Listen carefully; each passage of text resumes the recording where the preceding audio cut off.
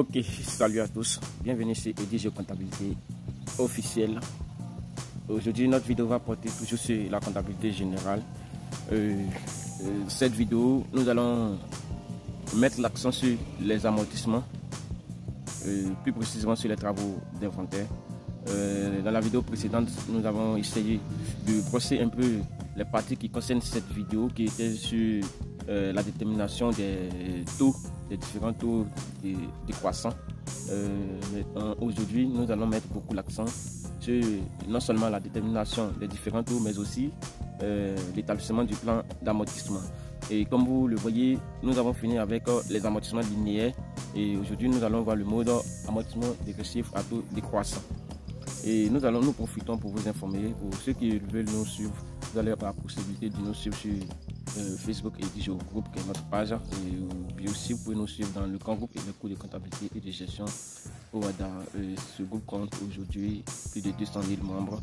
Vous avez la possibilité aussi de nous suivre sur WhatsApp au plus 225 05 66 83 27 92. Et merci à tous. Et je demande à chacun de s'abonner, de partager et de liker les vidéos. Et surtout, commentez, mettez vos préoccupations en commentaire pour que je puisse prendre en compte dans la prochaine vidéo. S'il y a des suggestions, des critiques, et aussi vous pouvez mettre en commentaire pour que je puisse les prendre aussi en compte également. Et parce que c'est grâce à vous que je continue toujours cette vidéo. Et je pense que, nous, comme je le disais, nous allons grandir ensemble au fur et à mesure. Donc là, nous avons les amortissements économiques. Nous avons déjà vu les cas d'amortissement économique, les principes, les procédés qui concernent l'amortissement. Nous sommes sur le deuxième procédé qui est l'amortissement dégressif à taux décroissant. Au niveau de cet amortissement, nous allons voir d'abord quelque chose de particulier. En fait. La formule de calcul ici qui sera différente de la formule de l'amortissement linéaire. Ici, pour déterminer l'annuité, nous procédons ainsi. La valeur d'origine multipliée par le TD. Le TD ici que vous allez voir tout à l'heure multiplié par N sur 12. Nous avons déjà décortiqué ce qu'on appelle N. Mais ici, dans le cadre, ici, notre N, ça représente toujours la période. Et le TD ici représente le taux décroissant. Le taux décroissant et non le taux dégressif. Et vous voyez, ça s'affiche là, taux décroissant. Et comment nous allons déterminer ce taux décroissant? Nous allons le voir, on a déjà approché un peu. Mais jeter un coup d'œil sur le plan d'amortissement du bien qui est différent de celui de l'amortissement linéaire. Ici, vous voyez dans la première colonne, nous avons exercice qui représente les années et nous avons le taux décroissant. Donc ici, il faut forcément insérer le taux décroissant. Et la base amortissable qui représente la valeur d'origine, l'annuité, la période, le cumul et la VCN. Les autres éléments tels que l'annuité, le cumul, la VCN, les formules de calcul restent identiques, telles que l'amortissement linéaire. Donc, nous allons voir le premier cas, qui est le cas d'acquisition en cours d'exercice. Une machine est acquise le 1er janvier 2016 pour 24 millions de francs en taxe. La durée d'utilisation prévue est de 5 ans et l'amortissement dégressif à taux décroissant est pratiqué. Nous, notre travail à faire ici, c'est d'établir le plan d'amortissement. Pour établir le plan d'amortissement, il faut d'abord déterminer les différents taux décroissants, c'est-à-dire de la première année à la cinquième année, vu que le bien est amorti sur 5 ans. Et comment déterminer le taux décroissant? Nous allons utiliser un élément très important, c'est le cumul des numéros d'ordre des années. Le bien est amorti sur 5 ans. Les numéros d'ordre, nous aurons 1 an, 2 ans, 3 ans, 4 ans, 5 ans. Donc ici, on va faire 1, plus 2, plus 3, plus 4, plus 5, et ça va nous donner 15. Et là, c'est le cumul. Et là, pour le premier taux, disons taux décroissant 1, nous allons faire 5, c'est la durée d'utilisation du bien sur le cumul des numéros d'ordre. Et pour la deuxième année, nous allons faire moins 1 au fur et à mesure. Donc TD, nous aurons 4 sur 15. T3, nous aurons T3, 4 moins 1, donc 3 sur 15. Et T2, nous aurons 3 moins 1, 2 sur 15. T1 et T5 maintenant, qui va nous donner 2 moins 1, donc 1 sur 15. Ainsi, voici comment nous déterminons les éléments. Et après cela, nous allons calculer les annuités d'amortissement. Nous allons appliquer la formule de calcul, qui est notre formule de base. Ici, il s'agit d'un cas d'acquisition en début de période. Pour cela, pour les périodes, nous aurons 12 mois par année. Du coup, les périodes ne vont pas changer, mais seulement que les amortissements, du moins les annuités ne seront pas identiques, comme vous le constatez à l'écran. Vous voyez A1, c'est-à-dire annuité de la première année, on prend 24 millions multiplié par le taux dégressif qui est 5 sur 15, multiplié par 12, qui est la période sur 12. Et ça nous donne 8 millions. A2, nous procédons au même calcul.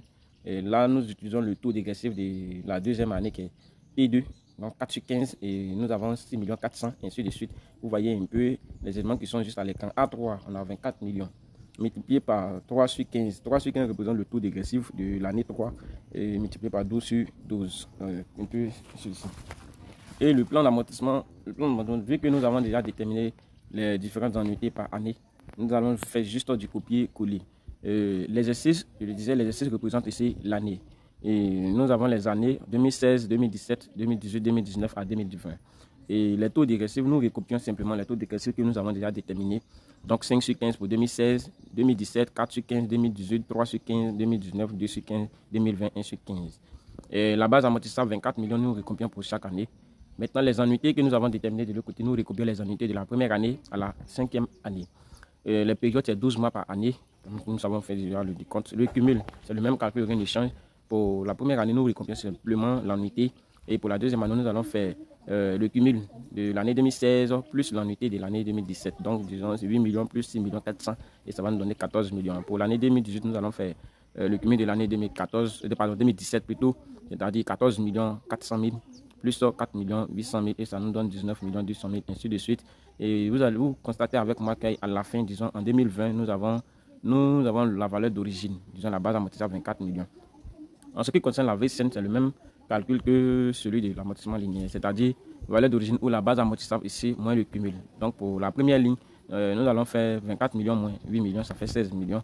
Et pour la deuxième ligne, 24 millions moins 14 400 000 et ça nous donne 9 600 000. Et vous voyez que cela est simple. Les calculs ne changent pas.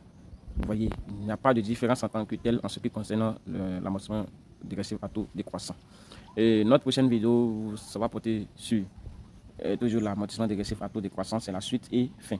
Mais là, ça sera le cas d'acquisition en cours de période. Là, ça sera l'acquisition en cours de période que nous allons attaquer la prochaine fois, disons la semaine prochaine, donc le dimanche prochain. Et cette fois-ci, nous allons respecter le programme. Et tout d'abord, je remercie tous ceux qui d'une manière ou d'une autre, suivent les vidéos de près ou de loin, qui aussi me donnent des conseils. Et je vous remercie pour ce que vous faites. Et grâce à vous, la chaîne YouTube va s'avancer et on continue toujours d'améliorer la qualité. Tout d'abord, vous voyez maintenant que la qualité du son est vraiment fiable. Et tout ça, c'est grâce à vous. Et s'il y a des critiques ou du moins des qualités encore améliorées, vous pouvez, n'hésitez pas à me faire signe dans les commentaires ou me contacter par WhatsApp en privé. Merci.